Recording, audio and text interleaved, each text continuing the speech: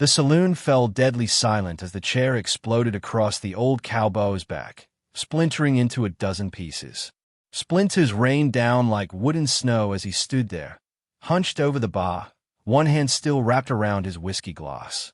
The young bully, all muscle and arrogance, stepped back, grinning at his gang of troublemakers clustered near the poker table. "That's what you get for staring, old man," the bully sneered, cracking his knuckles. But something strange happened. The old cowboy didn't fall, didn't even stumble. Instead, his weathered shoulders began to straighten, vertebra by vertebra, like a rattlesnake uncoiling in the desert sun. The glass in his hand never trembled. Not a drop of whiskey spilled. When he finally turned around, the transformation was complete. Gone was the hunched, tired drifter who'd walked in an hour ago. In his place stood something else entirely. Something carved from old leather, bad memories, and a lifetime of violence survived. His eyes, pale as winter ice, locked onto the bully with the kind of calm that makes smart men run. "My turn," he said quietly. The bully's grin faltered. He'd just made the worst mistake of his life. 3 hours earlier, the sun had been setting over the dusty town of Red Creek, painting the sky in shades of blood orange and purple. The old cowboy had ridden in on a horse that looked as tired as he did, a gray mare with kind eyes and a patient disposition. Nobody paid him much attention as he tied her to the hitching post outside the Silver Dollar Saloon. Red Creek saw plenty of drifters passing through, especially since the railroad had bypassed them 2 years back. The stranger moved like a man who'd spent more years in the saddle than on his feet, that peculiar bow-legged gait that marked true horsemen. His duster coat was faded to an indeterminate color between gray and brown, covered in the dust of 1,000 miles. The hat on his head had seen better days, its brim curled and stained with sweat and rain from seasons past. But his boots, those were well maintained, the leather oiled and the heels worn evenly. A man who took care of his boots took care of himself. He pushed through the saloon doors just as the piano player started up a mournful tune. The Silver Dollar was busier than usual for a Wednesday evening. Cowhands from the Morrison Ranch occupied one corner, playing cards and arguing good-naturedly about whose horse was faster. A few townspeople sat scattered at tables, nursing drinks and discussing the weather, the failing crops, the usual small-town concerns. And then there was Jake Brutus and his gang. Jake Brutus was Red Creek's resident problem. At 25, he was all brawn and no brains, the kind of man who'd never been told no by a father who should have beat some sense into him.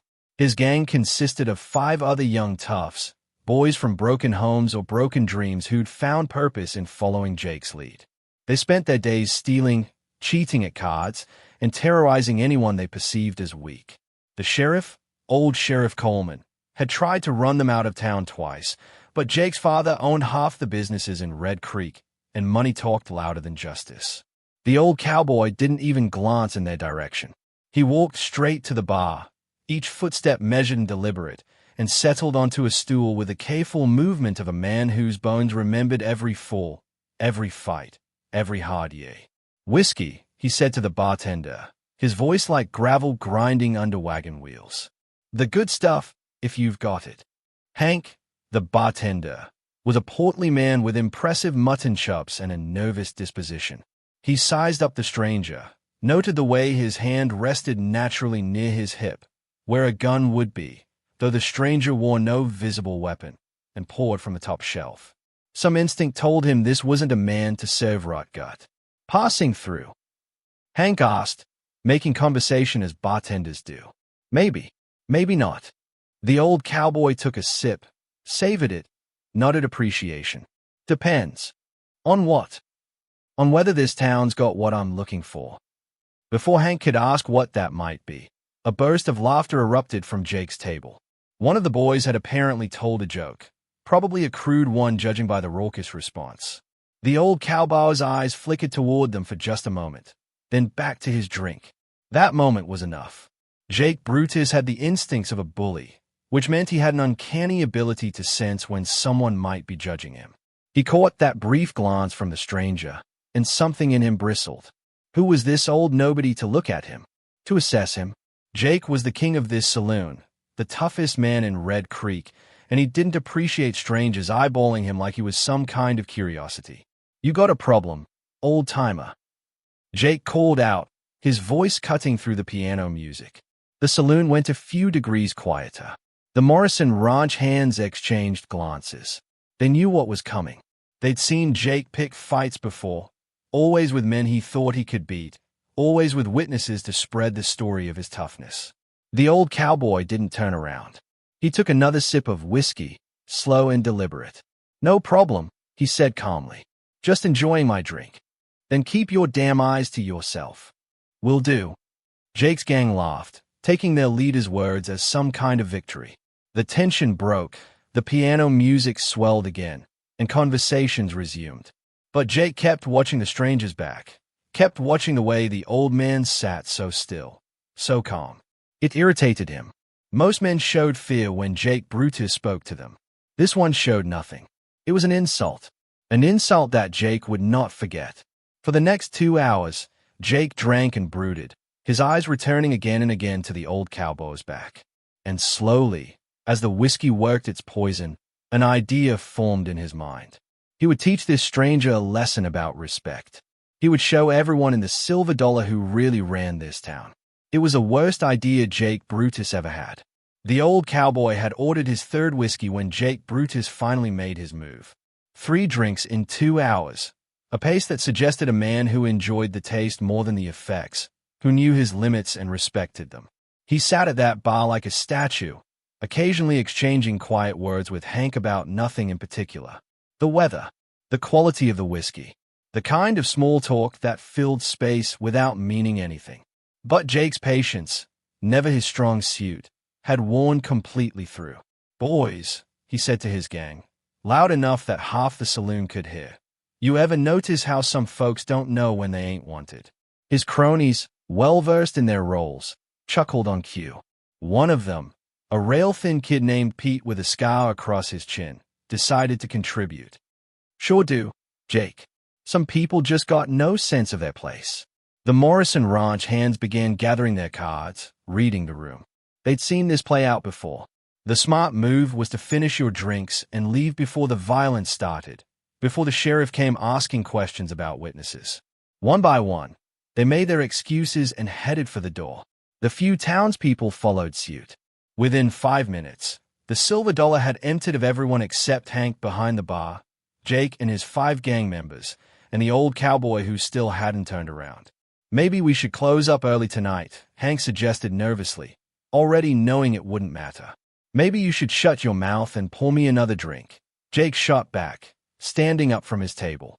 His chair scraped loudly against the wooden floor, a sound like a warning shot. The old cowboy's shoulders tensed slightly, the first reaction he'd shown all evening. His fingers tightened almost imperceptibly around his glass. But he still didn't turn, still didn't speak. Jake walked toward the bar with the swagger of a man who'd never lost a fight, mainly because he'd never fought anyone capable of beating him. His gang spread out behind him, blocking the exit, forming a semicircle of malice and bad intentions. This was their ritual, their dance. They'd done it a dozen times to a dozen different strangers, drifters, and locals who'd somehow offended Jake's delicate pride. "I'm talking to you, old man," Jake said, now standing directly behind the cowboy. Up close, he could see the stranger was even older than he'd thought. Had to be pushing 60 at least, maybe more. Gray streaked through his hair, deep lines carved canyons in his weathered face. "This would be easy. You deaf or just stupid?" "Neither," the old cowboy replied, his voice still calm, still measured. "Just not interested in conversation." "Well, I'm interested. I'm interested in why you came into MY Saloon, drinking your whiskey, shooting me dirty looks like you own the place." "Didn't shoot you any looks. Didn't shoot you anything." The gang laughed at Jake's expense, which was a mistake. Jake Brutus hated being laughed at more than anything in the world. His face flushed red, veins standing out on his neck. His hand shot out and grabbed the old cowboy's shoulder, spinning him halfway around on the stool. "Look at me when I'm talking to you." The old cowboy finally turned his head, meeting Jake's eyes for the first time. What Jake saw there should have warned him. Those pale eyes held no fear, no anger, no emotion at all. They were the eyes of a man who'd seen things Jake couldn't imagine, done things Jake didn't have the stomach for. They were the eyes of winter, of empty places, of graves in the desert. But Jake was too drunk and too stupid to read the warning. "That's better," he sneered. "Now apologize." "For what?" "For disrespecting me in my own town." The old cowboy studied him for a long moment, then turned back to his drink. No, that single word, delivered without heat or emphasis, hit Jake like a slap. His gang had gone quiet, waiting to see how their leader would respond to such blatant defiance. The whole saloon seemed to hold its breath. Even the ancient grandfather clock in the corner seemed to tick more quietly. Jake's hand moved without conscious thought. He grabbed the nearest chair, a sturdy oak thing that had supported drunk cowboys for 15 years, and lifted it high above his head. Hank gasped. One of the gang members actually stepped back, suddenly uncertain. "Jake, maybe," Pete started to say. But Jake was beyond listening. All he could see was red. Red for his anger, red for his wounded pride, red for the blood he intended to spill.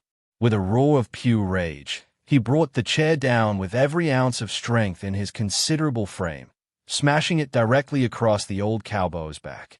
The impact was tremendous.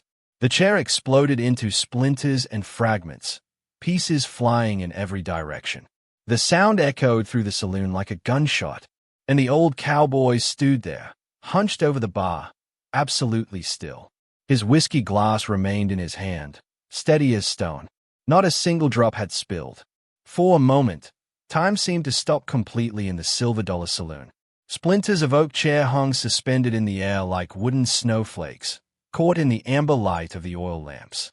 Jake stood there, breathing hard, his hands still gripping what remained of the chair's back, two broken spindles that looked like skeletal fingers. His gang watched with wide eyes, waiting for the old man to collapse, to cry out, to do something. But the old cowboy just stood there, bent over the bar, one hand wrapped around his whiskey glass like it was the most precious thing in the world. Then, slowly, so slowly it seemed impossible, his shoulders began to straighten. Vertebra by vertebra, he uncoiled. First his lower back, then his middle spine, then his shoulders, pulling back and down like a man shedding years instead of gaining them. The hunched, tired drifter who'd walked in 3 hours ago was disappearing, replaced by something else entirely. Something harder, something dangerous. Jake felt the first flutter of uncertainty in his gut. "Stay down, old man," he said, but his voice had lost some of its earlier confidence. "You don't want to make this worse." The old cowboy's hand moved to the bar's edge, gripping it firmly. His other hand, still holding that glass of whiskey, raised to his lips. He took a slow sip, savoring it, then gently set the glass down on the scarred wooden surface. Only then did he begin to turn. The rotation was agonizingly deliberate. First his hips, then his torso, then his shoulders. His boots scraped against the floor as he pivoted on the stool, and that small sound seemed impossibly loud in the silent saloon. When he finally faced Jake Brutus completely, the transformation was total. This was not an old man. This was not a tired drifter. This was something forged in violence and tempered by survival, a weapon in human form that had somehow been mistaken for something harmless. His face was a map of old scars. A long white line ran from his left temple to his jaw. Another crossed his chin. His nose had been broken at least twice and set poorly both times. But it was his eyes that truly terrified. Those pale, winter-ice eyes held absolutely no fear, no anger, no humanity that Jake could recognize. They were the eyes of a man who'd killed before and would kill again without losing a moment's sleep. "My turn," the old cowboy said quietly. The words fell into the silence like stones into a well, and Jake felt his bowels go liquid with sudden, primal fear. Every instinct he had, every animal survival sense that evolution had gifted him, screamed at him to run, to get away from this man, to apologize and beg forgiveness. But Jake was too proud and too stupid to listen to his instincts. "Get him!" he shouted to his gang, stepping backward even as he gave the order. Pete moved first, lunging forward with his fists raised. He was fast, had won money in bare-knuckle fights down in Carson City. But the old cowboy was faster. He slipped Pete's wild haymaker like water flowing around a rock, and his own fist shot out in a short, brutal jab that connected with Pete's solar plexus. The air exploded from Pete's lungs in a whoosh of pain, and he collapsed like his strings had been cut, gasping and retching on the saloon floor. 2 seconds. That's how long it took. The rest of the gang hesitated, suddenly realizing that this wasn't going to be the easy beating they'd anticipated. But they were committed now, surrounded by witnesses, their reputations on the line. They came at him together, 4 young men in their physical prime against one old cowboy who should have been an easy target. Should have been. The old cowboy moved like violence itself. His elbow caught the second attacker, a heavy-set kid named Bull, in the throat, sending him stumbling backward, clutching his crushed windpipe and making horrible choking sounds. A spinning back fist broke the nose of the third, blood exploding across his face in a crimson spray. The fourth managed to grab the cowboy's arm, and for a moment thought he had him. Then the old cowboy twisted, using the kid's own grip against him, and drove his knee into the boy's ribcage with enough force to crack bone. The kid released him and fell away, cradling his side and whimpering. The fifth gang member, the smartest of the lot, took one look at his fallen comrades and bolted for the door, abandoning Jake without a second thought. All of this happened in less than 15 seconds. Now it was just Jake and the old cowboy, facing each other across a floor littered with groaning, bleeding young men who'd learned a hard lesson about judging books by their covers. "You know what your problem is, boy?" the old cowboy asked, his voice still calm, still measured, as if he'd just commented on the weather rather than dismantling 5 men in seconds. "You think being tough is about how much pain you can dish out." He took a step forward. Jake took a step back. "But real toughness is about how much pain you can take and keep coming. How much suffering you can endure and still stand. You broke a chair on my back, son. That was your best shot." Another step forward. Another step back. Jake's spine hit the wall. "Now let me show you mine." The old cowboy's fist moved like a piston, straight and true, heading directly for Jake Brutus's face. In that moment, Jake realized he'd never actually been in a real fight before. He'd been in beatings, in one-sided thrashings where he held all the power. But this was something else entirely. This was a reckoning. Jake Brutus had never been hit like that before in his entire life. The old cowboy's fist connected with his jaw with the force of a hammer striking an anvil. Jake's head snapped sideways, his vision exploding into white stars and dancing shadows. He felt his knees buckle, felt himself sliding down the wall, leaving a smear of blood from his split lip. The taste of copper flooded his mouth along with something hard. A tooth, he realized distantly, tying the gap where his left canine used to be. "Stay down," the old cowboy advised, standing over him with those terrible winter eyes. "This doesn't have to get worse." But Jake's pride, that poisonous, stupid pride that had brought him to this moment, wouldn't let him quit. He pushed himself up the wall, using it for support, and swung a wild, desperate punch at the old man's head. The cowboy caught his wrist mid-swing. Just caught it, as easily as plucking an apple from a tree. Then he twisted, and Jake heard something in his wrist pop. Pain lanced up his arm like lightning, and he screamed, actually screamed, a high-pitched sound of agony that he'd heard from others but never imagined making himself. "I told you to stay down," the old cowboy said, releasing Jake's wrist. "But you young bulls never listen. Always got to learn things the hard way." Jake collapsed to his knees, cradling his damaged wrist against his chest. Tears streamed down his face, whether from pain, humiliation, or fear, he couldn't tell. Probably all three. Around him, his gang lay scattered like broken toys, groaning and bleeding, their own lessons already learned.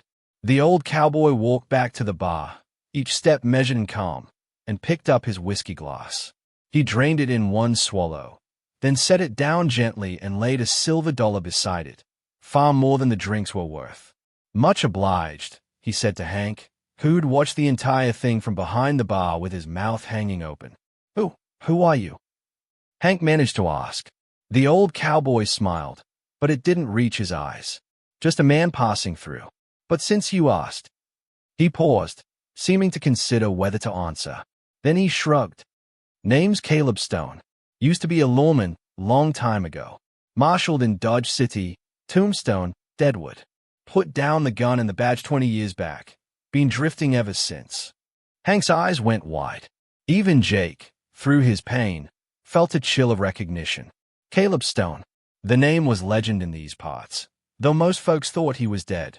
He'd been a marshal who cleaned up Dodge City during its wildest years, the man who'd faced down the younger gang single-handed, who'd killed 9 men in a shootout at Blackwater Creek and walked away without a scratch. You're supposed to be dead, Jake mumbled through his broken mouth. Been hearing that for 30 years, Caleb replied. Hasn't been true yet. He turned his attention back to Hank. This town got a sheriff. Sheriff Coleman. His probably at home. Doesn't come out much after dark anymore. I know the type. Getting old, getting tired, letting trash like this run wild because it's easier than fighting. Caleb looked at Jake with something that might have been pity. You know what I'm looking for, boy? What I said I might stay in this town to find. Jake shook his head, not trusting his voice. A place to rest. A quiet town where an old man can drink his whiskey in peace, maybe tend a garden, watch the sunset without trouble finding him. Caleb's voice hardened. But trouble always finds me. Always has. And when it does, I end it. Permanently. He walked over to where Jake knelt and crouched down, bringing his face level with the young bullies. Here's what's going to happen. Tomorrow morning, you and your boys are leaving Red Creek. You're going to ride out and you're not coming back. If I see your face in this town again, if I hear you've been causing problems anywhere within 100 miles, I will find you. And next time, I won't be gentle. Gentle. Jake croaked in disbelief, tasting blood. Son, I broke your wrist and knocked out one tooth. That's gentle. You have no idea what I'm capable of when I'm actually trying to hurt someone. Caleb stood up, his knees cracking. Consider this your education. Most men don't get a second chance after they come at me with a chair. Be grateful you're young and stupid instead of old and wicked. He walked toward the saloon doors, his boots crunching over splinters of the chair that had started all this. At the entrance, he paused and looked back one final time. Hank, I'll be renting a room at the boarding house. If anyone needs me, that's where I'll be. And Jake. He waited until the broken young man looked up. Thank you. For what? Jake managed to ask. For reminding me who I am. I've been drifting so long I almost forgot. But some things don't change. Some men are born to bring order to chaos, to be the wall that darkness breaks against. I tried to retire from that. Tried to be something softer. He touched the brim of his hat. But maybe this town needs a marshal again. Maybe I need to be one. With that, Caleb Stone pushed through the saloon doors and disappeared into the night, leaving behind a legend that would be told in Red Creek for generations. The old cowboy who'd taken a chair to the back and barely flinched. The man who'd brought down Jake Brutus and his entire gang in less than a minute. The marshal who'd come out of retirement one last time. And in the morning, when Sheriff Coleman found his badge on his desk with a note reading, "I'll take it from here," he didn't argue. He just packed his things and moved to live with his daughter in Kansas. Red Creek had a new lawman. And for the first time in years, the decent folks could walk the streets without fear. All because a bully made the mistake of breaking a chair across the wrong man's back. If you enjoyed this story, make sure to subscribe. Get weekly episodes, thrilling stories, and powerful character tales by following our channel. Thumbs up sign like if you love Caleb Stone's revenge. Speech balloon comment below and tell us which part was the most exciting for you. Outbox tray share with your friends who love action and Western stories. The next story will be even more epic. Subscribe so you don't miss it. Clapperboard medium white star.